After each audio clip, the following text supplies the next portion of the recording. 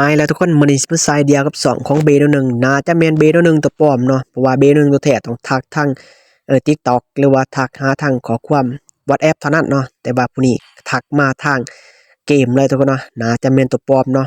เบิ่งแต่สเต็ปการเรียนในลีนอัลฟาน่าจะแม่นตัวปลอม 100% นะทุกคนไผที่ฮู้จักก็ลองแท็กกันมาเบิ่งเด้อทุกคนเนาะ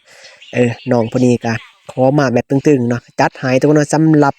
อัลฟาก็สำหรับไผที่ว่าดินอัลฟาตึงๆก็เอาชนะทามัดได้แต่ว่าทามัดดึงก็เอาชนะอัลฟาได้ก่อนทุกคนเนาะจังหวะนี้กระโดดเข้าไปหาในป้อมเนาะใส่ทา3ดินนะทุกคนเอ้ยแล้วผิดพลาดแล้วกะว่าทาคลิปมากกว่าน้อยนึงทุกคนสิเปิดทา3แล้วสิโดดเข้าไปเฮ็ดในป้อมเลยทุกคนจังหวะนี้เปิดทา3มันโดดเข้าไปทุกคนจับคนในโมดึงมาทวงสวงกำลังว่าสิฟันไปเธอหำแล้วก่อนหำแตก2หน่วยนอนตายนาคุบดินเรียบร้อย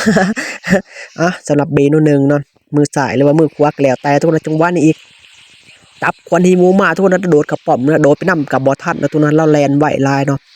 สำหรับจอมเบโน1กะถึงว่ามือสายหรือว่ามือขวากระยาทุกคนจังหวะนี้กระโดดกับไปหาในป่าทุกคนจับควันฮีโมมาวิ่งไปไอ้ตัวหำแตกไป2หน่วยเรียบร้อยนอนตายนาคุบดินไปในจังหวะนี้ทุกคนใส่สเต็ปเก่าจังหวะนี้คอลีในปลาขี่วังมาเบโนหนึ่งสิมาเหยียบขี่เขาในปลาจังหวะนี้เบโนหนึ่งเขามาเหยียบขี่เขาในปลาทุกคนเฮ็ดยังคอยบ่ได้เลยจับคนในหมู่มาซื้อกับว่าตายเนาะเพราะว่าเหยียบขี่เขาน่ะขี่ทมหัวเรียบร้อยสำหรับ2เฮาก็ชนะไปได้